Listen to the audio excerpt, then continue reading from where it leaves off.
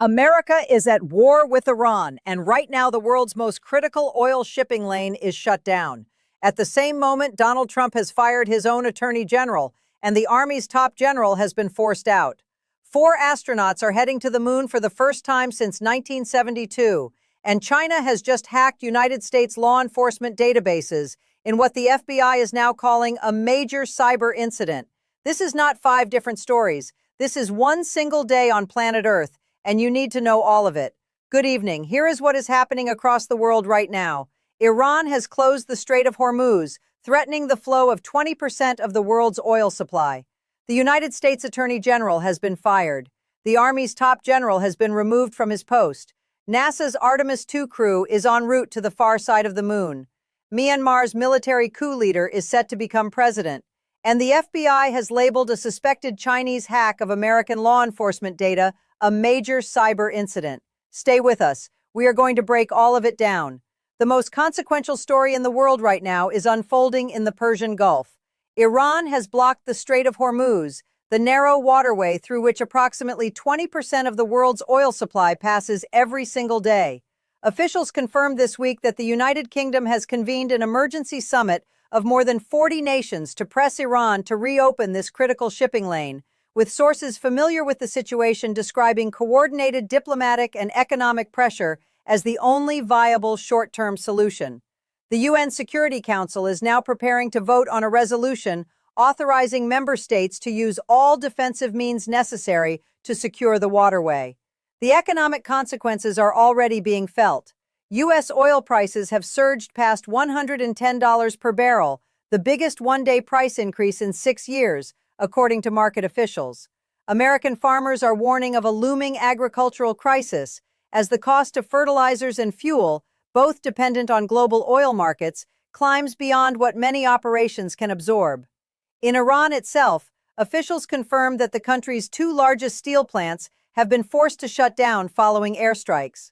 Ordinary Iranians, according to sources on the ground, are describing mounting desperation, with one resident quoted as saying, "I have not slept in days." President Trump addressed the nation this week, using the address to urge what sources described as an increasingly skeptical public to give him more time.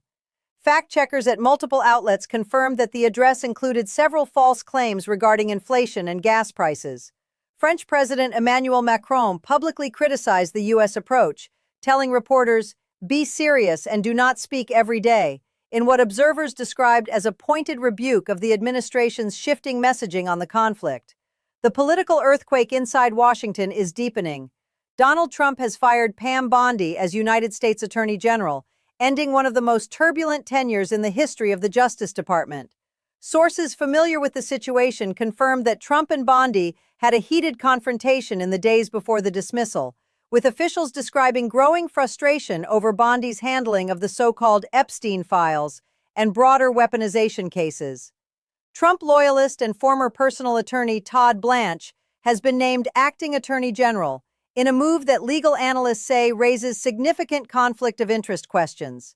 Simultaneously, Defense Secretary Pete Hegseth has forced out the Army's top officer, General Randy George, along with 2 other senior generals. Officials confirmed that Hegseth had already intervened in military promotions for more than a dozen senior officers, a move that sources within the Pentagon described as an unprecedented level of political interference in the chain of command. The dual firings on the same day have prompted what analysts are calling a consolidation of executive power unlike anything seen in recent American history. In one of the most extraordinary moments in modern space exploration, 4 NASA astronauts are tonight heading to the moon. The Artemis II mission, officials confirmed, successfully completed the critical engine burn that is now propelling the Orion spacecraft beyond Earth's orbit and toward the far side of the moon. This marks the first time human beings have left Earth's orbit since the Apollo 17 mission in December 1972, more than 50 years ago. The crew described the moment of departure as, in their own words, a spectacular experience. The mission has not been without challenges. Sources familiar with the situation confirmed that early technical issues, including a malfunctioning toilet system aboard the capsule and communication problems with the crew's email systems, required engineers on the ground to work through the night. Despite these setbacks, officials confirmed all 4 astronauts are healthy and the mission is proceeding on schedule. The spacecraft is now blasting ever closer to the far side of the moon, with the crew expected to complete their journey before turning back toward Earth. In a development that human rights organizations are calling a devastating setback for democracy in Southeast Asia, Myanmar's military coup leader, General Min Aung Hlaing, is set to become the country's president, officials confirmed. The general, who in 2021 overthrew the democratically elected government of Aung San Suu Kyi and launched a brutal civil war that has killed tens of thousands and displaced millions, is expected to be formally chosen by Myanmar's newly elected parliament, an institution that critics say was established entirely under military control. International observers have described the vote as a legitimization of authoritarian rule, with sources at human rights organizations warning that the general's formal assumption of the presidency could extinguish any remaining hope for a return to democratic governance in the country. Beneath all of today's visible crises, a less visible but potentially more enduring threat is materializing. The FBI has officially labeled a suspected Chinese cyber attack on United States law enforcement databases a major cyber incident, officials confirmed. The breach, which sources described as one of the most significant intrusions into domestic law enforcement data infrastructure in recent memory, is now the subject of a full federal investigation. Officials declined to specify the full scope of the data compromised, but sources familiar with the situation indicated that sensitive operational information related to active law enforcement personnel was among the records accessed. Cybersecurity analysts described the incident as part of a broader and escalating pattern of digital aggression from Chinese state-sponsored actors targeting American government systems. So what does all of this tell us? It tells us that we are living in a world where the old rules no longer apply.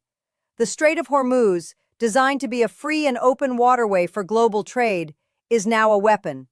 America's highest law enforcement and military offices are being reshaped in real time. The nation's digital infrastructure is under persistent foreign attack. And yet, 4 human beings are right now traveling to the moon, carrying with them the oldest and most elemental of human impulses, the drive to go further, to explore, to reach beyond. The question that this single day poses to every one of us is simple. In a world moving this fast and this dangerously, are we paying close enough attention? That is your global news briefing for April 3, 2026. If this video gave you something to think about, something to share, or something to argue about, that is exactly what it was designed to do. Hit the subscribe button, ring that notification bell, and leave us a comment below telling us which of today's stories you think will matter most 6 months from now. We read every single one. Stay informed, stay sharp, and we will see you in the next one.